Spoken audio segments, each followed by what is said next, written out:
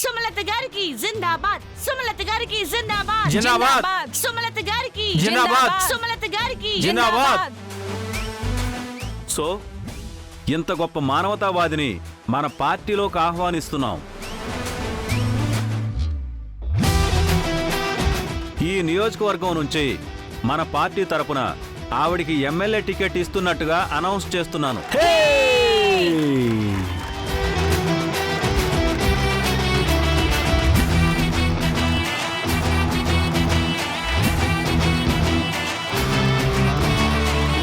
MLA Sumalatha గారికి జిందాబాద్. MLA Sumalatha గారికి. ఇంకా మా మమ్మీ ఎమ్మెల్యే అవ్వలేదు కదే. అయ్యో అవుతారండి. ఏ మీకు నమ్మకం లేదా? ముందు మీరు చప్పట్లు కొడితే మీ సొమ్మేమైనా పోతుందా? కొట్టండి. ఆ ఇప్పుడు మన సుమలత గారు మాట్లాడవలసిందిగా కోరుకుంటున్నాను.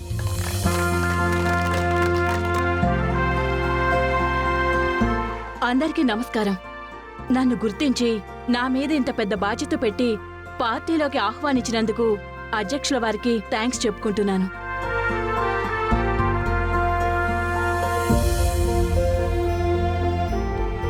నన్ను ఎమ్మెల్యేని చేస్తే ఈ నియోజకవర్గాన్ని అత్తయ్య బాగా డెవలప్ చేస్తానని మీ అందరికీ హామీ ఇస్తున్నాను. ఆ,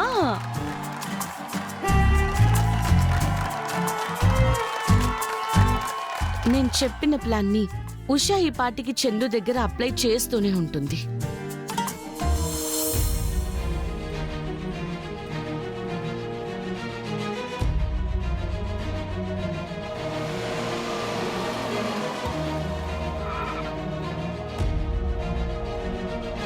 హే, బుద్ధి లేదా నీకు? ఎందుకు నాతో అర్జెంటుగా మాట్లాడాలని ఇక్కడికి రమ్మన్నావు? ఏంటి, నాతో మాట్లాడడానికి పిలిచావు కదా, మాట్లాడి చావు. కొంచెం ప్రశాంతంగా వినలేవా? అసలు నువ్వు నన్ను ప్రశాంతంగా ఎక్కడున్నిస్తున్నావు? నువ్వంటే నాకు ఇష్టం లేదు, పోవే అంటే పోయావా? మా ఇంట్లో నా కళ్ళ ముందు కూర్చొని నన్ను టెన్షన్ పెడుతున్నావు. అదంతా పక్కన పెట్టు. ఇప్పుడు అసలు ఎందుకు పిలిచావో అది చెప్పు. ఇక నా అడ్డు నీకుండదని చెప్పడానికి పిలిచాను చందు. వాట్? అవును, నీకు ఆల్రెడీ పెళ్లి కూడా ఫిక్స్ చేసేస్తున్నారు కదా. ఇక నేనేం చేయగలను? నాకంటూ సపోర్ట్ చేసేవాళ్ళు ఎవరున్నారు కనుక. నీకు సపోర్ట్గా ఎవరూ లేరు, ఎవరూ రారని నీకు ఫస్ట్ నుంచి చెప్తున్నాను, కానీ నీకే అర్థం అవట్లేదు. ఇప్పుడు అర్థమైందనుకుంటాను. అర్థమైంది, కానీ ఎంతైనా నిన్ను ప్రేమించాను కదా. ఆఖరిసారిగా నీ నిర్ణయంలో ఏదైనా మార్పు ఉందేమోనని పిలిచాను. నా నిర్ణయంలో ఎలాంటి మార్పు లేదు. నన్ను నువ్వు మర్చిపోవడం నీకే మంచిది. చూడు ఉషా, నాకెందుకో నీ మీద ఇంట్రెస్ట్ చచ్చిపోయింది. అందుకే నిన్ను వద్దు అనుకున్నాను. ఒక విధంగా నీకు బ్యాక్గ్రౌండ్ ఎవరూ లేరు అని చిన్న బాధ కూడా ఉంది నాకు.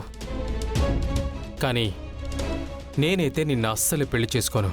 నీతో జీవితాన్ని అస్సలు పంచుకోలేను. నా మాట విను. నీకేమైనా కావాలంటే మనీ పరంగా నేను హెల్ప్ చేస్తాను. దాంతో నువ్వు ఎక్కడికైనా వెళ్ళిపోయి హ్యాపీగా నీ లైఫ్ని లీడ్ చేసుకో. ఎందుకు చెప్తున్నానో అర్థం చేసుకో ఉషా. నన్ను మరీ దుర్మార్గుని చేయకో. లేనిపోని కష్టాలు నువ్వు అస్సలు కొని తెచ్చుకోవద్దు. సరే చందు, నువ్వు ఇంత కరాఖండిగా చెప్పిన తర్వాత కూడా ఇంకా నేను నిన్ను ఇబ్బంది పెట్టడం కరెక్ట్ కాదు. నేను ఇబ్బంది పడటం కరెక్ట్ కాదు. సరే, నువ్వు అన్నట్టు నాకు సెటిల్మెంట్ చేసేయ్. ఏంటి, సెటిల్మెంట్కి ఒప్పుకుంటున్నావా? మరేం చేయను? నువ్వే అన్నావు కదా నాకెవ్వరూ సపోర్ట్ లేరు, రారు అని. నిజంగానే నాకు సపోర్ట్ ఎవరూ లేరు కాబట్టి నాకున్న సపోర్ట్ నువ్వు ఒక్కడివే.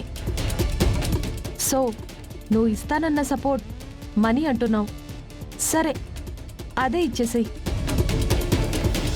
అది తీసుకొని వెళ్ళి ఎక్కడికో దూరంగా పోయి బ్రతుకుతాను. Wow Usha, I love you రా.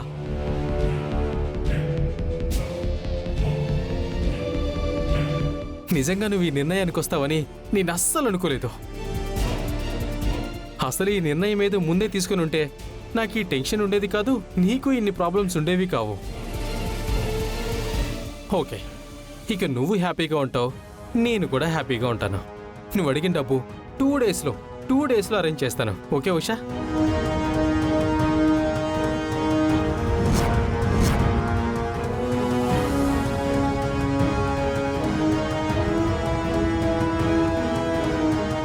బాయ్.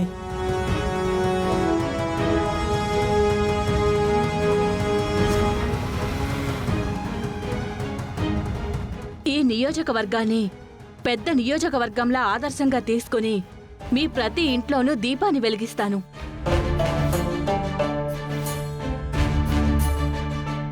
మీకు కన్నీళ్ళొస్తే కన్నీళ్లు తుడుస్తాను, మీకు చలేస్తే దుప్పటినవుతాను. ఇదేంటి, రిపోర్టర్ ఇంకా రాలేదు? ఇక నుంచి ఈ నియోజకవర్గం అంతా నా కుటుంబం. ఇక్కడున్న ప్రతి మెంబరు నా కుటుంబ సభ్యుడే. మీకెలాంటి కష్టం వచ్చినా తీర్చడానికి నా ఇంటి గేటు తలుపులు ఎప్పుడూ తెరిచే ఉంటాయి.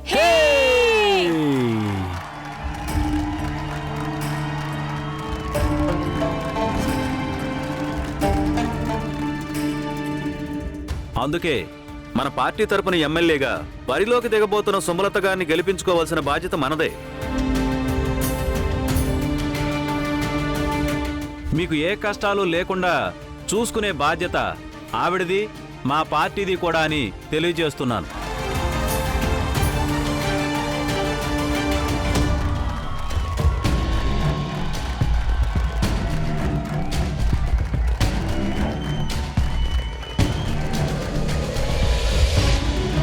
ఆపండి సార్.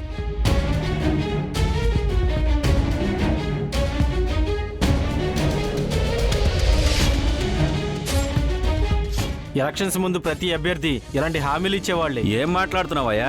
ఎవరు నువ్వు? నేను ఒక రిపోర్టర్ని సార్. ప్రజలారా, ఇతని మాటలు నమ్మకండి. సభ్యురాలికి వస్తున్న ఆదరణ చూసి తట్టుకోలేక అపోజిషన్ పార్టీ వాళ్ళు పంపించిన వ్యక్తి అయి ఉంటాడు. ఇతను అందుకే ఇలా మాట్లాడుతున్నాడు. అపోజిషన్ పార్టీ వాళ్ళు పంపిస్తే రాలేదండి.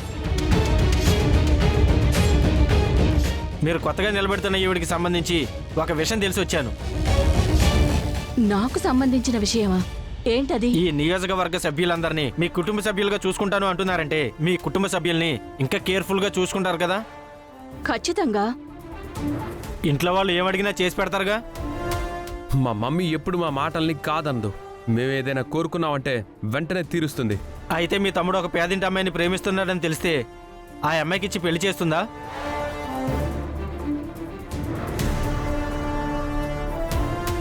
ఏం మాట్లాడుతున్నారండి? ఈయన తమ్ముడు పేదేంటి అమ్మాయిని ప్రేమించడం ఏంటి? ఎవరిని ప్రేమించాడు? ఈయన తమ్ముడు చందు గురించి మాట్లాడుతున్నాను.